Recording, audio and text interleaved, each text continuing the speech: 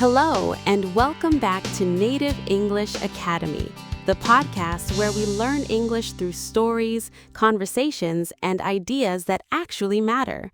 I'm so glad you're here today. Before we begin, imagine this. It's 7:15 in the morning. A man named Alex rushes out of his apartment, coffee in one hand, phone in the other, tie not quite straight.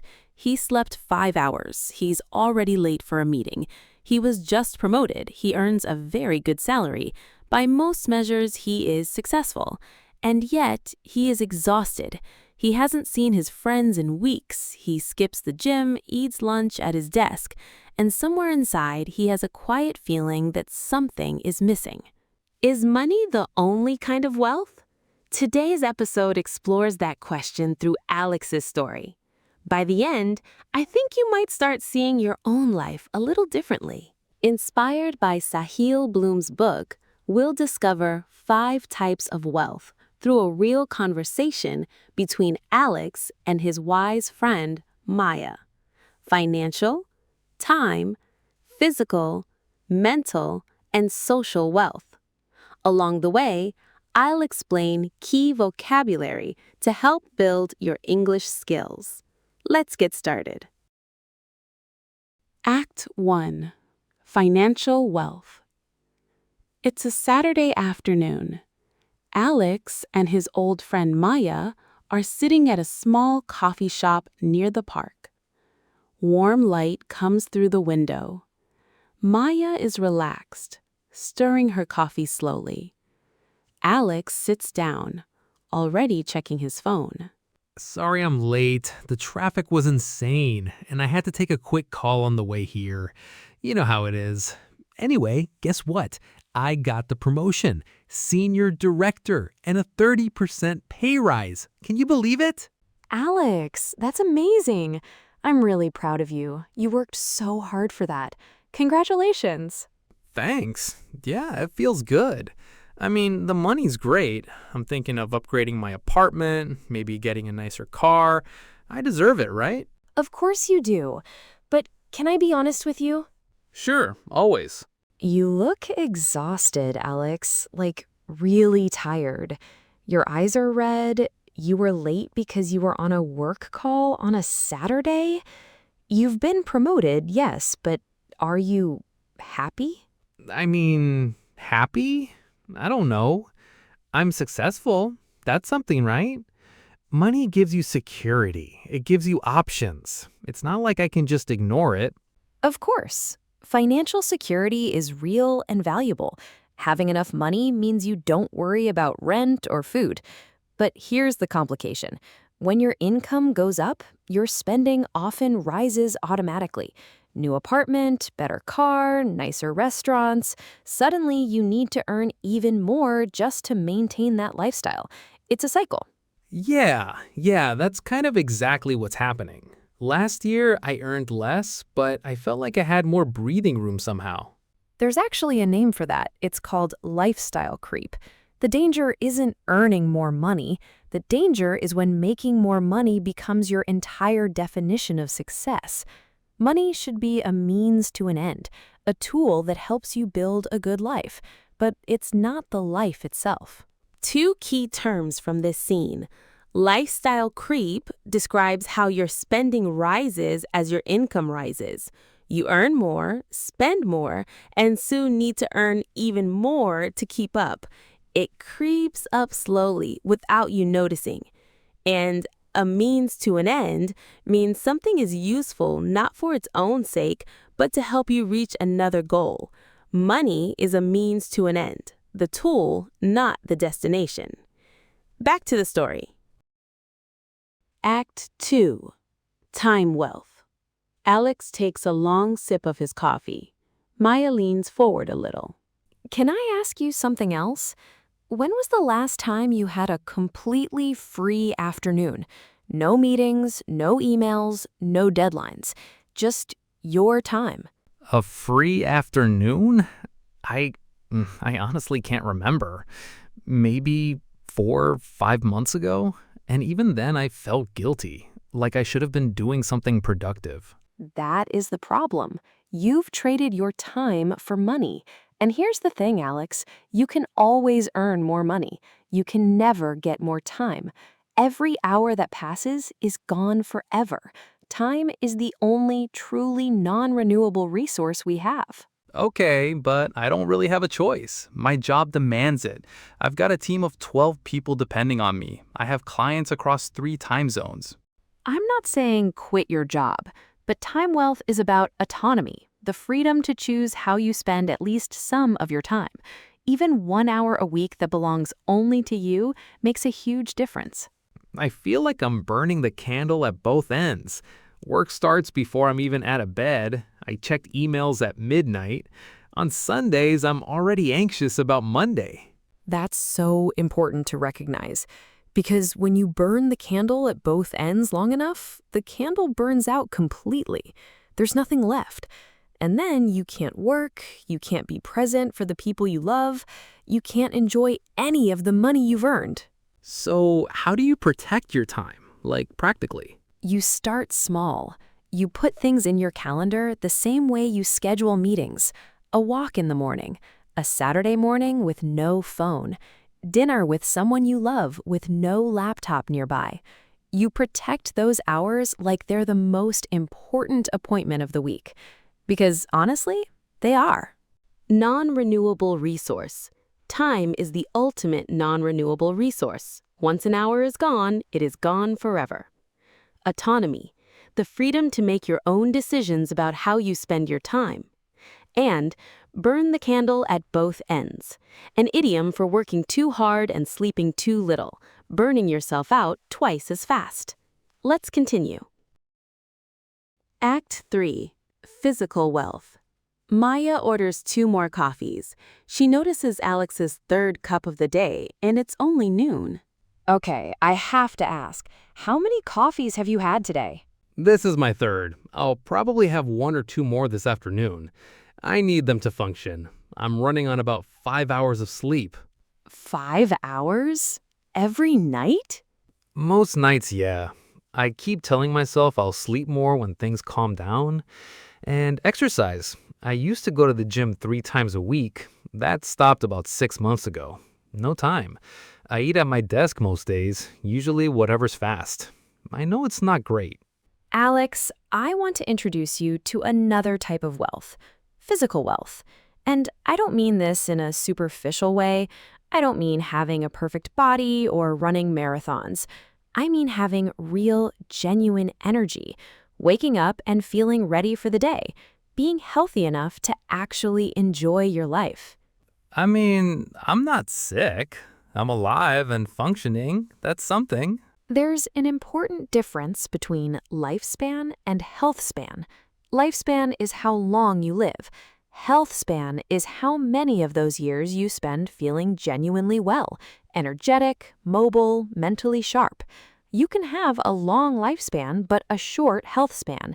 Imagine finally retiring but being too exhausted and unwell to enjoy it. That's actually kind of terrifying when you put it that way. It is. And what worries me about you is that you're on a path toward burnout. Real burnout, not just tiredness. I mean a complete collapse of your energy, your motivation, and your ability to perform. And once you burn out, recovery takes months, sometimes longer. Okay, I hear you. But I can't just suddenly become a health guru. I don't have time for 2-hour workouts and meal prepping on Sundays. You don't need to. That's the beauty of sustainable habits. Small, consistent actions you can realistically do every day. A 20-minute walk, 30 minutes earlier to bed, 1 real meal away from your desk. None of these require hours, but compounded over time, they change everything. That actually sounds manageable. Small steps. Always. Your body is the vehicle for everything else in your life. If the vehicle breaks down, nothing else matters. Health span versus lifespan. Lifespan is how long you live. Health span is how well you live during those years. These are very different things. Burnout. Extreme physical and mental exhaustion from prolonged overwork. Someone burnt out feels empty, numb, and unable to continue, quite different from simply feeling tired. And sustainable habits, small, consistent, realistic actions you can actually maintain long term. These compound over time and truly change your life. On to Act 4. Act 4. Mental Wealth. Alex has been quiet for a moment, hands wrapped around his coffee cup, staring at the table. Can I tell you something I don't really say out loud? Even when I'm not working, I can't switch off. Like, I'll be watching a film on a Sunday evening and my brain is still at work, running through emails, thinking about the Monday meeting, wondering if I said the wrong thing to a client. I'm physically present, but mentally somewhere else entirely. That's one of the most common things I hear from high achievers. It brings us to the fourth type of wealth, mental wealth. This isn't about intelligence. It's about the quality of your inner world, peace of mind, mental clarity, and presence, the ability to actually be where you are. I don't have any of that. My anxiety has gotten worse this year. Some mornings, I wake up already in a panic before I've even looked at my phone. That's your nervous system saying, I need rest, space, and quiet. And just like physical health, mental wealth can be built gradually. 5 minutes of journaling in the morning, writing down what's on your mind to get it out of your head. A short walk without your phone. Limiting news before breakfast. Starting your day with anxiety-inducing headlines is like eating junk food for your mind. I literally open Twitter before I open my eyes in the morning, first thing, before I even get out of bed. I know, and it sets the tone for the entire day. Reactive, anxious, scattered. What if instead the first 10 minutes of your day belonged only to you? Just you, your thoughts, and some quiet. That small shift protects your mental wealth more than almost anything else. 10 minutes. I can try that. Okay. That actually sounds nice. 3 mental wealth vocabulary terms. Peace of mind, a state of calm and inner security, even when life is busy, often the first thing we sacrifice for success. Mental clarity, the ability to think clearly and focus. The opposite is mental fog, caused by stress, poor sleep, and constant distraction. And to switch off, to stop thinking about work and let your mind rest. I find it really hard to switch off. Back to the coffee shop. Act 5. Social wealth. There's one more type of wealth I want to talk about, and for a lot of successful, career-focused people, this one hits the hardest: social wealth. Tell me, Alex, who would you call if you were having a really bad night? Not a colleague, a true friend, someone who would actually be there. Honestly, I'm not sure.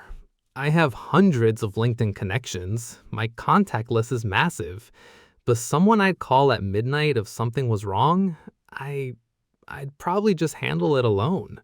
That's heartbreaking and so common. We live in a world that celebrates big networks, thousands of followers, hundreds of connections. But social wealth has nothing to do with numbers. It's about the quality of your relationships. Are they reciprocal? Honest? Can you say, I'm struggling, without being judged? I think I've just let those relationships slip. Work always comes first. I cancel plans, I miss birthdays. I keep telling people, let's catch up soon, and then soon never comes. Deep relationships don't survive on intention alone.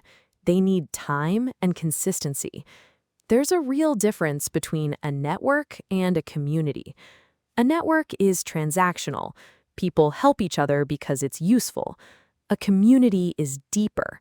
People who genuinely care, who show up, who celebrate your wins and support you through your losses.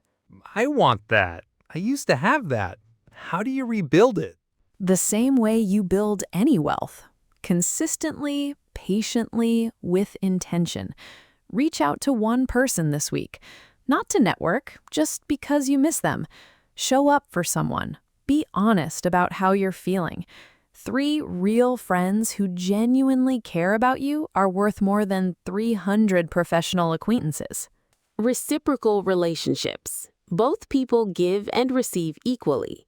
If only one person gives all the time, the relationship becomes draining and unbalanced. A support network. A small group who provide emotional and practical support. Think of it as a safety net. And striking a balance. Finding the right middle point between two things. She's striking a balance between her career and personal life. That is the art of living well. And now we come to the final part of today's story. The coffee cups are almost empty. The afternoon light has shifted. Alex looks different from when he arrived. Softer, more open, like something has been loosened inside him. Okay, so what you're telling me is that I've spent the last 5 years building one type of wealth, financial, while quietly letting the other four fall apart. Time, body, mind, relationships, all of it. I don't know, I feel a bit overwhelmed, honestly. Like I need to change everything at once. I know it can feel that way, but please don't think of it like a light switch, like you flip it and suddenly everything changes overnight. Think of it more like a dimmer switch. You know what that is? Like the ones you can turn up slowly instead of just on or off? Exactly. You don't flip your entire life upside down. You gradually turn things up, one small degree at a time. Go to bed 20 minutes earlier tonight. Text an old friend this evening. Take a walk tomorrow morning without your phone. Journal for 5 minutes. These aren't dramatic changes, but they add up. Month by month, year by year, they reshape everything. Dimmer switch. I like that. It feels less terrifying. Change doesn't have to be terrifying. It can be gentle. It can be patient. And you don't have to figure it all out today. Just pick one thing, one small thing, and start there. You know what? I'm gonna start with the phone. No phone for the first 10 minutes of tomorrow morning. That's it. That's my one thing. That is a perfect start. I'm proud of you, Alex, really. And that brings us to the end of today's story. Before we close, here's a quick summary of the 5 types of wealth. Number 1, financial wealth. Money matters. It provides real security and removes stress, but it's a means to an end, not the goal itself. Watch out for lifestyle creep. Number 2, time wealth. Time is the only truly non-renewable resource. Protect pockets of time that belong only to you. Treat them like your most important appointment. Number 3, physical wealth. Focus on your health span, not just your lifespan. Build sustainable habits, sleep, movement, real food. Burnout costs far more than it ever saves. Number 4, mental wealth. Protect your inner world, your peace of mind, your mental clarity, and your ability to be truly present. A few quiet minutes each morning and less digital noise go a long way. These small practices build something priceless, a calm, clear mind. And number 5, social wealth. It is not about the size of your network, but the depth of your relationships. Reciprocal, honest, supportive connections, a true support network of people who genuinely know and care for you. This is where life finds its deepest meaning. Striking a balance between professional success and genuine human connection, that is where the richest life is found. So here's my question for you, and I'd love for you to pause right now and think about it. Of these 5 types of wealth, financial, time, physical, mental, and social, which one do you most need to invest in right now? Not next year, not after the next promotion, right now. And remember Maya's dimmer switch. You don't have to change everything at once. You just have to turn the dial, even slightly, in the right direction. One small habit, one honest conversation, one morning without your phone. That is enough to begin. Before I go, a word to you, the person learning English right now. You are doing something extraordinary. Learning a language as an adult requires real patience, consistency, and courage. Every episode you listen to, every new phrase you understand, every time you push through the difficulty, that is you investing in your own future. So please don't give up. You are making real progress, even when it doesn't feel like it. Thank you so much for spending your time with us today at Native English Academy. If you enjoyed this episode, please share it with someone who might need to hear it and subscribe to our channel. Head to the description below for our vocabulary worksheet to help you review. Take care of yourself, invest in all 5 kinds of wealth, and I'll see you in the next episode. Goodbye for now.